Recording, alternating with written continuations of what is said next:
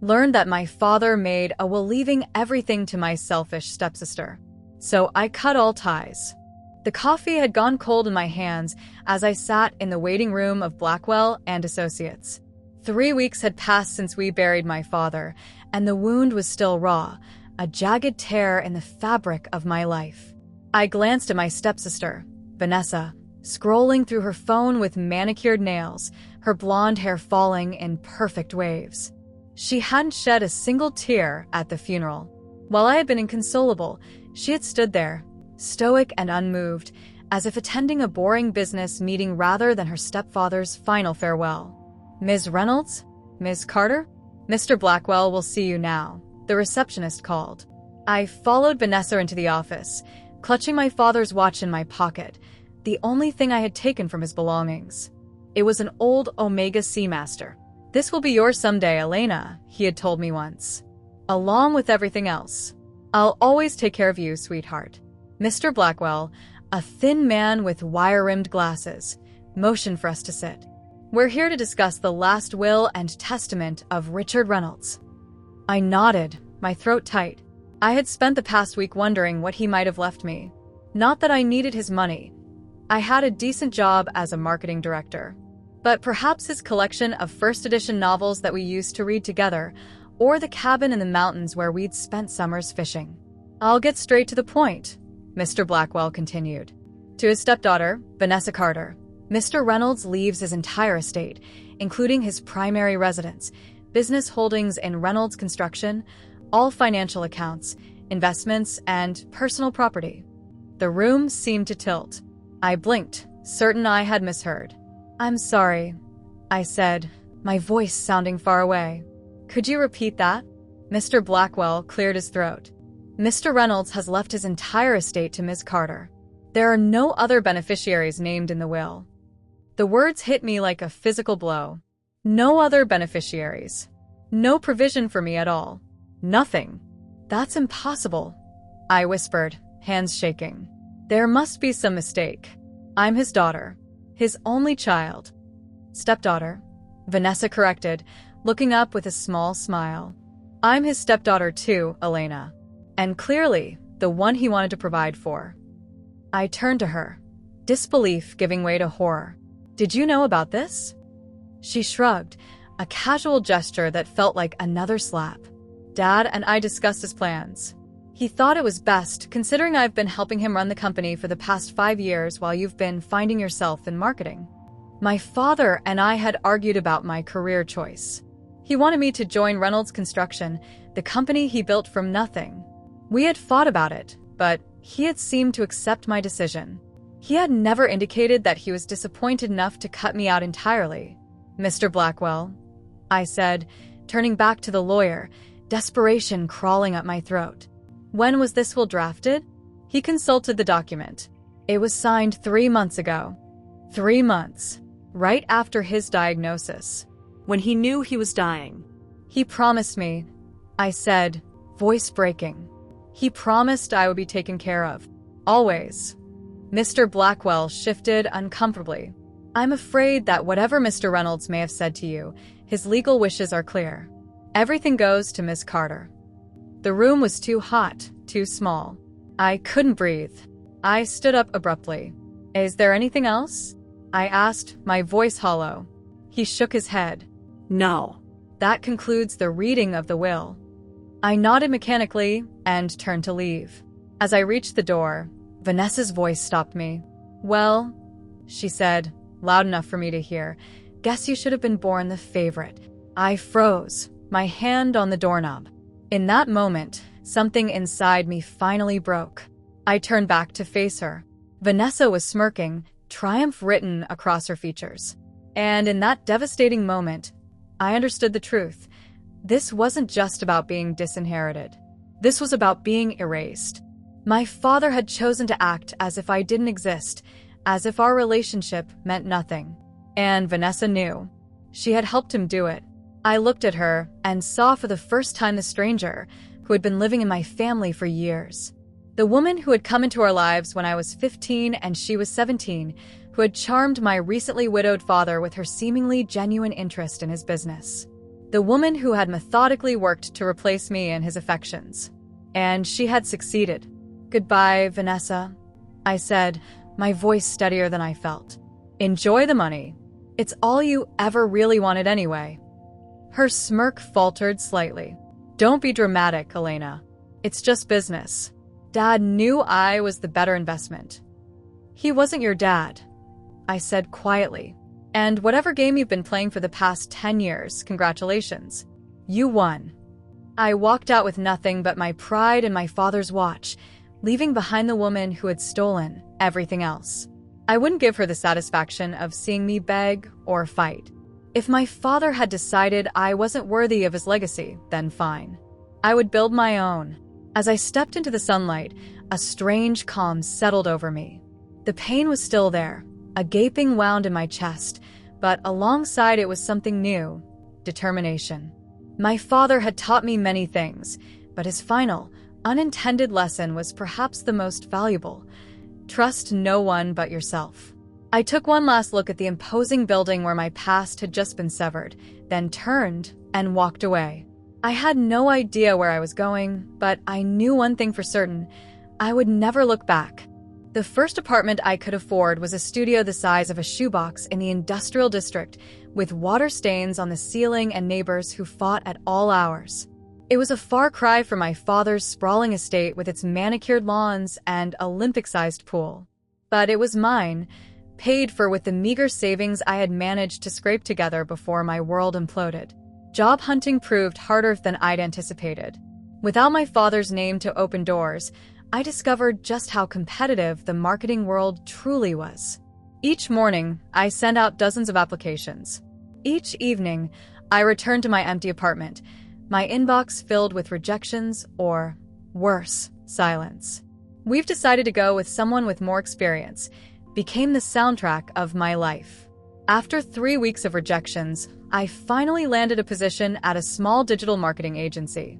The pay was barely enough to cover rent and ramen noodles, but it was a start. I worked 14-hour days, took on every project no one else wanted, and volunteered for weekend assignments. Sleep became a luxury I couldn't afford. "You're burning yourself out, Elena."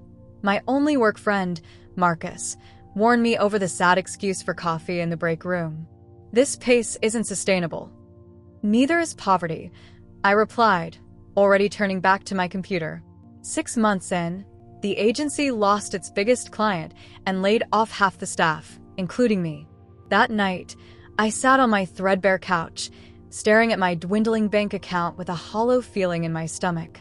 For the first time since walking out of that lawyer's office, I allowed myself to cry, not for the loss of my inheritance, but for the sheer exhaustion of starting from scratch at 28. The next morning, I pawned my laptop and used the money to take a digital marketing certification course. If experience was what they wanted, I would get it one way or another. I took a job waiting tables at a 24-hour diner, working nights so I could attend classes and networking events during the day. My feet ached, my back screamed, and the smell of grease clung to my hair no matter how many times I washed it. But every tip brought me closer to my goal. "You're different from the others," Mrs. Patel, the diner owner, told me one night as I counted my tips. "Most young people, they work here until something better comes along. But you're working here, so you can build something better." Her words stayed with me through the darkest nights, when doubt crept in like a thief. Was I fooling myself? Could I really build a life from nothing when everything had been taken from me? One rainy Tuesday, a customer left his business card along with his tip. "My company needs someone who understands digital marketing," he said. "You seem sharp. Give me a call."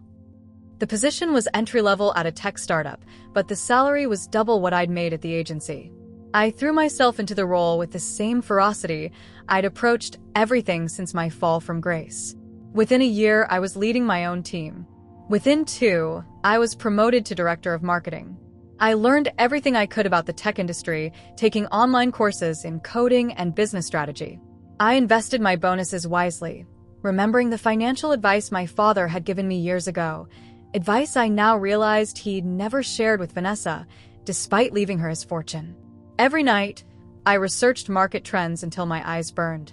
Every weekend, I attended seminars and conferences, building a network of contacts who knew nothing about my past, who judged me solely on my ideas and drive.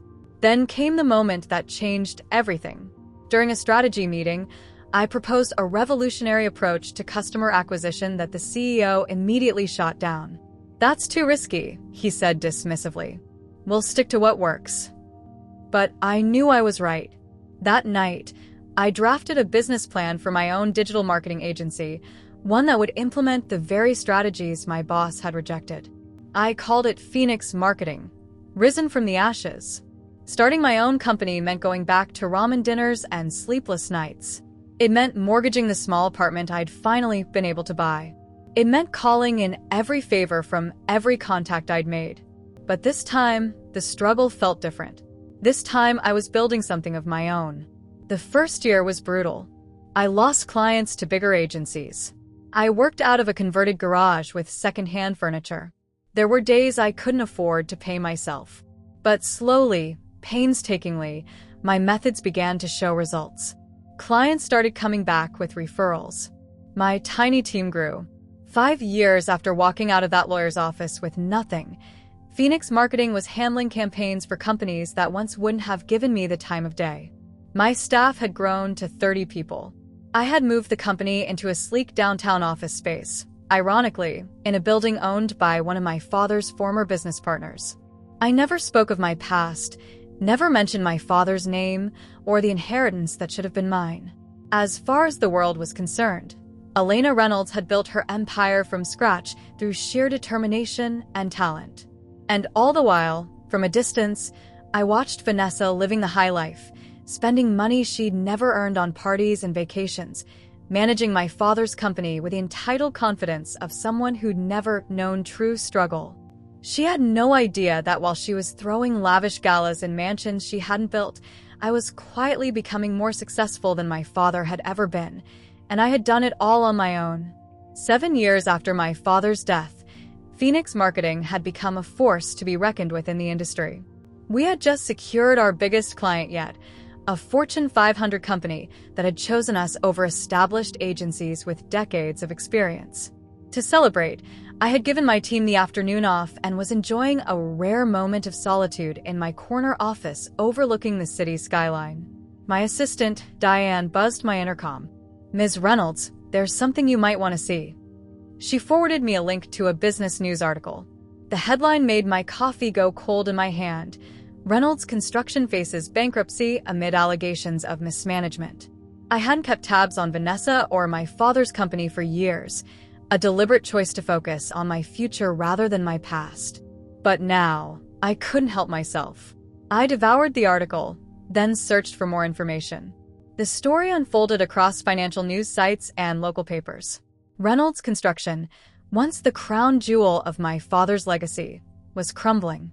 Vanessa had made a series of catastrophic business decisions, leveraging the company for high-risk investments, expanding too rapidly into unstable markets, and worst of all, using company funds to finance her increasingly extravagant lifestyle. A photo gallery from a Society magazine showed the evidence of her excess: a yacht named Daddy's Girl, a collection of sports cars, lavish parties where champagne fountains and ice sculptures were merely background decorations. She had been living like a celebrity rather than a businesswoman, and now the bill had come due. Karma, I whispered to the empty office, but the satisfaction I had expected to feel was strangely absent. Over the next few weeks, more details emerged. Reynolds Construction was defaulting on loans. Projects were being abandoned half-finished. Contractors weren't getting paid. Employees, many of whom had worked for my father for decades, were being laid off in waves. Then came the personal fallout. Vanessa's mansion, my childhood home, was in foreclosure. Her assets were being seized. Her so-called friends had vanished, unwilling to associate with someone whose star was falling so spectacularly. I tried to focus on my own business, but found myself checking the news obsessively. It was like watching a car crash in slow motion, horrifying but impossible to look away from. Then came the final blow. An investigative piece revealed that Vanessa had been falsifying company records to hide her mismanagement from investors and the board. Criminal charges were pending. The empire my father had built over 30 years had been destroyed in 7 by the woman he had chosen over his own daughter. Ms. Reynolds. Diane's voice came through the intercom again, pulling me from my thoughts. There's someone here to see you. She doesn't have an appointment, but she's insistent. Who is it? I asked, already reviewing my calendar for the day. A pause. She says she's your sister. The world seemed to stop. For a moment, I couldn't breathe, couldn't think. 7 years of carefully constructed distance collapsed in an instant. Send her in, I heard myself say. The door opened, and for a second, I didn't recognize the woman who entered. Gone was the perfectly coiffed blonde with designer clothes and an air of entitlement. In her place stood someone with dull hair pulled back in a hasty ponytail, wearing an off-the-rack suit that had seen better days. Dark circles shadowed her eyes, and a tightness around her mouth spoke of sleepless nights and constant worry. But the eyes were the same, Vanessa's eyes, now darting around my office, taking in the awards on the walls, the view of the city, the clear evidence of my success. Elena, she said, her voice lacking the confidence I remembered. You look, well. I didn't rise from my desk. Vanessa, this is unexpected. She fidgeted with the strap of her worn purse. I know. I wouldn't have come, but... She trailed off, then squared her shoulders. I need your help. The irony wasn't lost on me. 7 years ago, I had walked away with nothing but my pride while she had everything. Now, she stood before me, desperately in need while I had built a life she could only envy. Why would I help you? I asked, my voice calm, betraying none of the turmoil beneath. Because we're family, she replied, a note of desperation creeping in. Despite everything. I laughed then, a short, bitter sound. Family? Was I family when you helped my father cut me out of his will? Was I family when you smirked and told me I should have been born the favorite? She flinched as I threw her words back at her. I was wrong, she whispered. I was stupid and selfish and wrong. And now you're desperate. I finished for her. The money's gone. The friends are gone. The house is gone. And suddenly, you remember you have a sister. Tears welled in her eyes. Everything's gone, Elena. They're going to press charges. I could go to jail. I don't know what to do. I studied her, this broken version of the woman who had once taken everything from me. Part of me, a dark, wounded part one wasn't proud of, wanted to throw her out, to let her face the consequences of her actions alone. But another part remembered the girl who had moved into our house all those years ago, who had lost her own father young and had been searching for a place to belong. That girl had been lost somewhere along the way, buried under greed and entitlement. Sit down, I said finally, gesturing to the chair across from my desk. Let's talk about what happens next. Vanessa collapsed into the seat, relief washing over her face. But if she thought I was offering salvation, she was mistaken. This wasn't forgiveness. This was a reckoning long overdue. Vanessa sat across from me, her once perfect posture now curved with defeat. The silence between us stretched, filled only by the soft hum of the air conditioning and the distant sounds of the city below. I let it linger, savoring the moment I never thought would come. So, I finally said, leaning back in my chair, "You need my help." She nodded, her eyes fixed on her hands, which twisted nervously in her lap. I know I don't deserve it. No, I agreed coolly. You don't. Her gaze flicked up to meet mine, a flash of the old Vanessa, proud, defiant, before dropping again in submission. The charges they're threatening, corporate fraud, embezzlement. My lawyer says I could face up to 15 years. I tapped my pen against the polished surface of my desk. And what exactly do you expect me to do about that? I'm not a criminal attorney. I need a job, she blurted out. Something to show the court that I'm trying to make amends, that I can be rehabilitated. And I need... She swallowed hard. I need money for legal fees. Everything's frozen. They've taken everything. I raised an eyebrow. Even the yacht. Daddy's girl, wasn't it?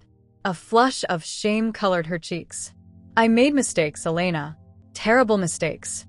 Mistakes, I echoed. Is that what you call systematically destroying the company our father built? Firing loyal employees who'd worked there for decades? Spending millions on yourself while the business crumbled? She flinched with each accusation, but didn't deny any of it. I thought I was untouchable, she whispered. I never imagined it could all fall apart so quickly. I stood and walked to the window, gazing out at the skyline. From my office, I could just make out the Reynolds construction building in the distance, once the tallest in that part of the city, a testament to my father's vision and hard work. Now, it looked diminished somehow, as if reflecting the company's decline. What kind of job did you have in mind? I asked without turning around. Chief Financial Officer? Vice President? Something befitting the great Vanessa Carter. She didn't answer immediately, and when I turned back, I saw her gathering her courage. Anything, she said, the word clearly costing her. I just need a chance. I studied her face, searching for any hint of manipulation, any sign that this was just another one of her games. But all I saw was desperation, raw, unfiltered, and very real. My personal assistant is leaving next month, I said finally, getting married, moving to Chicago. Hope flickered across her features. I could do that. I almost laughed. Could you?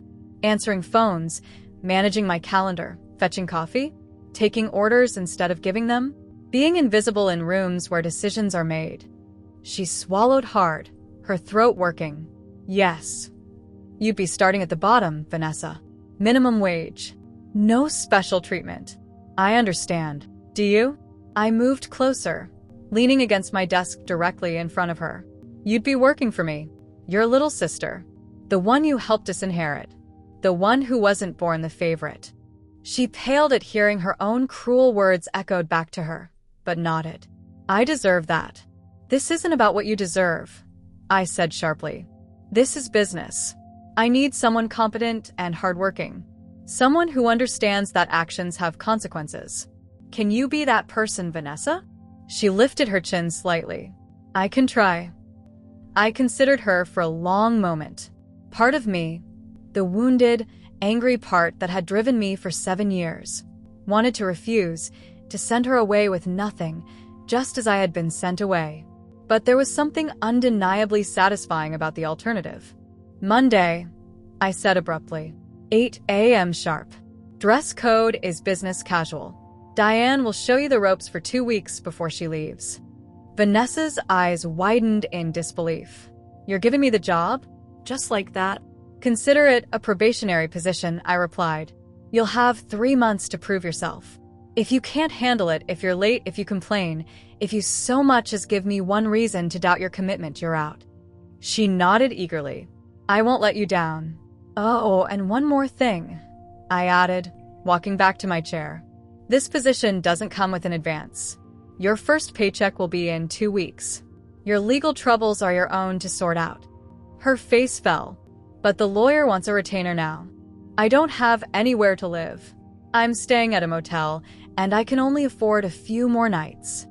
I sat down, straightening a stack of papers on my desk. Not my problem. Elena, please, she whispered. I'm your sister. I looked up at her, my expression unchanged. Now you remember that? When you need something from me. Where was that sisterly feeling when you helped our father write me out of his will? She had no answer, just tears welling in her eyes. Monday, 8 a.m., I repeated. Don't be late. Vanessa stood on shaky legs. She looked like she wanted to say more, but instead gave a small nod and turned to leave. At the door, she paused. Thank you, she said softly, for the opportunity. I didn't acknowledge her gratitude, simply returning my attention to the work on my desk. But as the door closed behind her, I allowed myself a small smile of satisfaction. The tables had finally turned. Now, Vanessa would learn what it meant to have nothing, to start from scratch, to depend on the goodwill of others. And most importantly, she would learn what it meant to be beneath me. Vanessa's first day as my personal assistant began with a coffee disaster. She arrived at 7:45, eager to impress, and decided to have my morning latte waiting. Unfortunately, She didn't know I took it with almond milk, not dairy, and the result was my first meeting spent trying to ignore stomach cramps while maintaining a professional demeanor. I didn't reprimand her. I didn't have to. The mortification on her face when I calmly explained my lactose intolerance was punishment enough. "I should have asked," she murmured, already reaching for her notebook. "I'll get it right tomorrow. Almond milk latte, no sugar, extra shot." She wrote it down like it was the most important information in the world. Perhaps for her new reality, it was. By the end of her first week, Vanessa had developed a system. My schedule was meticulously organized, my emails categorized by priority, my calls screened with impressive efficiency. What she lacked in experience, she made up for in sheer determination. "You're learning quickly," I observed one evening as she handed me the briefing documents for the next day's client meeting. "I've always been a fast learner," she replied, a hint of her old confidence surfacing. "Dad used to say." She stopped abruptly, color draining from her face as she realized her mistake. I raised an eyebrow but said nothing, letting the silence grow uncomfortably between us. We both knew the unspoken rule. Our shared past was not to be mentioned. "I should finish the quarterly expense reports," she said finally, retreating to her desk outside my office. Week by week, I watched her adjust to her new position in life. She moved from the motel to a tiny studio apartment in a part of town she would have never set foot in before. Her designer wardrobe gradually gave way to practical, affordable clothes. The diamond tennis bracelet that had been a fixture on her wrist, a gift from my father on her 21st birthday, disappeared, likely sold to help pay her legal fees. I observed these changes with detached interest, like a scientist monitoring an experiment. Was I testing her resilience? Her capacity for humility? Or was I simply enjoying the reversal of our fortunes? I wasn't entirely sure myself. The true test came at the annual industry gala, a black tie event that brought together the biggest names in marketing and their clients. In previous years, I had attended alone or with a date. This year, I needed an assistant to manage the networking aspects while I focused on key potential clients. "You'll need to stay in the background," I explained as our car approached the hotel. "Take business cards, arrange follow-up meetings, make sure my glass stays full. But never interrupt a conversation unless it's an emergency." Vanessa nodded, professional as always. "I understand." What I didn't say was that many of the attendees would recognize her. Before her fall from grace, Vanessa had been a fixture at these events, representing Reynolds Construction with my father. Tonight, she would be returning not as an equal, but as someone's assistant, my assistant. The whispers started the moment we entered the ballroom. I pretended not to notice the sidelong glances, the hushed conversations, the occasional pointing in our direction.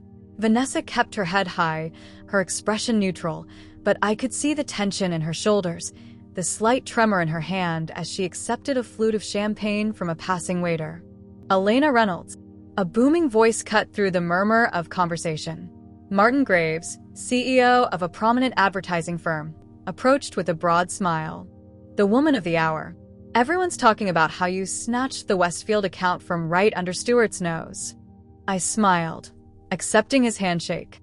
"Martin, good to see you. The Westfield campaign has been exciting to work on."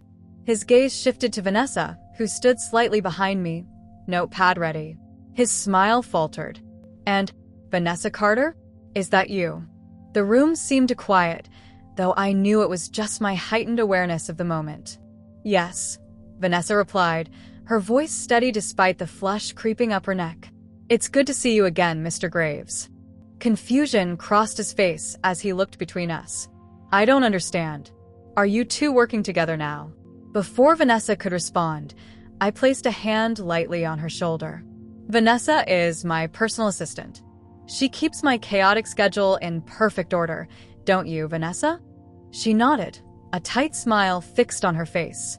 "Ms. Reynolds has given me a wonderful opportunity." Martin's eyebrows shot up. "Well, that's unexpected.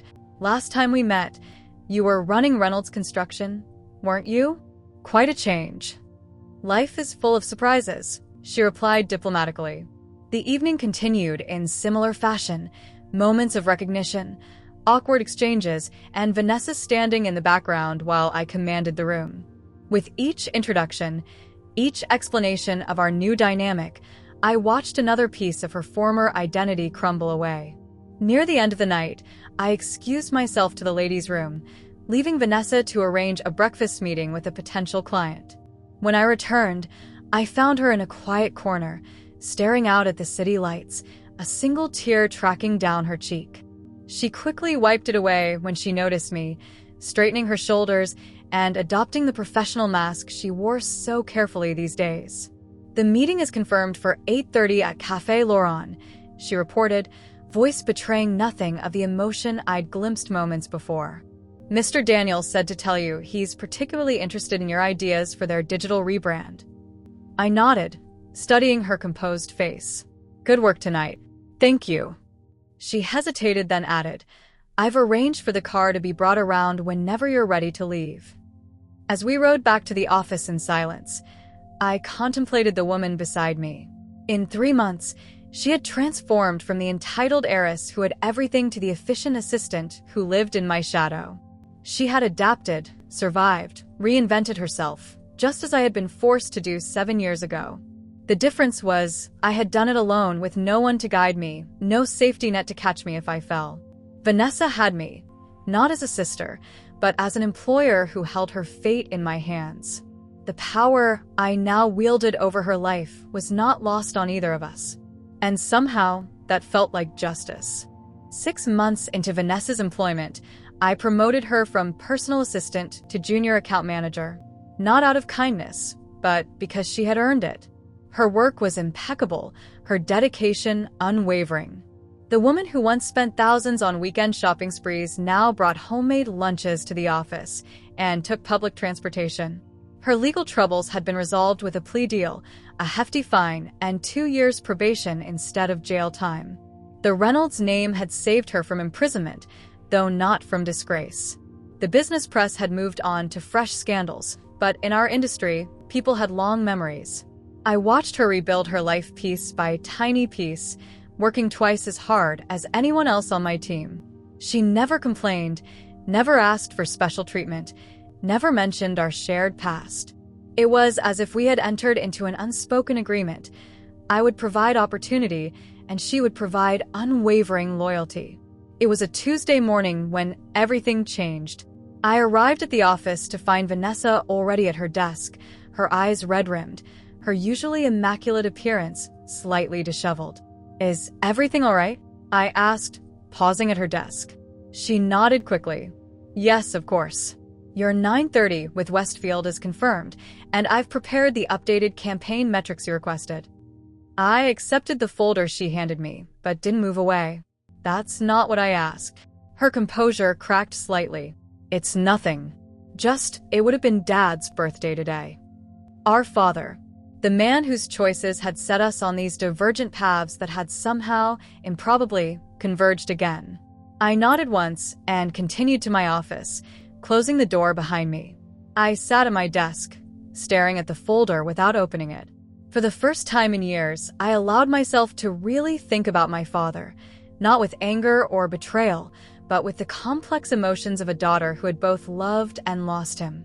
Hours later, after my meetings were done and most of the staff had gone home, I found Vanessa still at her desk, staring blankly at her computer screen.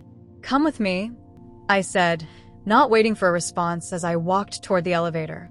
She followed without question, silent as we rode down to the parking garage and got into my car. I drove us to a small park overlooking the city, the same park where my father used to take me as a child to fly kites on windy days. We sat on a bench, watching the sunset paint the sky in brilliant oranges and pinks. For a long time, neither of us spoke. "I've never understood," I finally said, my voice quiet but steady. "Why did he do it? Why did he leave everything to you?" Vanessa's hands twisted in her lap, a nervous habit she'd never quite overcome. "He thought he was protecting you." I turned to look at her. "Protecting me? By leaving me nothing?" She met my gaze, her eyes filled with a sadness I hadn't allowed myself to see before. "He knew I wasn't like you. He knew I didn't have your strength, your resilience. He thought without the business, without his money, I would have nothing. But you were always capable of building your own success. I stared at her, disbelief coursing through me. That's the most ridiculous thing I've ever heard. It's true, she insisted. The night before he signed the will, we argued about it. I told him it wasn't fair to you, but he was convinced he was doing the right thing. She paused, swallowing hard. He said, Elena will forge her own path. She'll build something greater than I ever could. But Vanessa needs this. She's not strong enough without it. The irony was so profound it almost made me laugh. My father's attempt to help Vanessa had led to her downfall. His lack of faith in me had forced me to become stronger than I might have been otherwise. He was wrong about both of us, I said finally. Vanessa nodded, tears streaming down her face now. I get it, okay? She whispered. You win. You've proven him wrong. You've proven me wrong. You're stronger, smarter, better than both of us ever gave you credit for. I watched a flock of birds wheel across the darkening sky, feeling strangely empty. This was the moment I had been waiting for, Vanessa's complete acknowledgement of my victory. Yet it brought none of the satisfaction I had anticipated. This wasn't about winning, I said slowly, realizing the truth of it as I spoke. This was about proving I never needed what he left behind. I built my own legacy, one greater than his. And I destroyed mine, Vanessa added softly. We sat in silence as the last light faded from the sky. Finally, I stood. Come on, it's getting late. As we walked back to the car, Vanessa hesitated. Elena, what happens now? To us? I consider her question, looking at the woman who had once been my enemy, who now existed somewhere between adversary and ally. Not family, not yet, perhaps not ever. But something else, something forged in the fire of loss and redemption. Now we keep working, I said simply. You have a career to rebuild. I have a company to grow. Under your shadow, she observed, but without bitterness. For now, I conceded. But shadows change with the light. I never fired Vanessa, but I never made it easy for her either. She remained exactly where she had earned the right to be, working her way up through the ranks of my company, living with the knowledge that everything she now had came through my generosity rather than my father's. That was my ultimate victory, not destroying her, but creating a world where she would always remember who she once tried to ruin and who had given her a second chance she didn't deserve. Some might call it mercy. Others might call it the most elegant revenge. I simply called it justice, the kind my father never had the courage to deliver. And in the end, that was enough.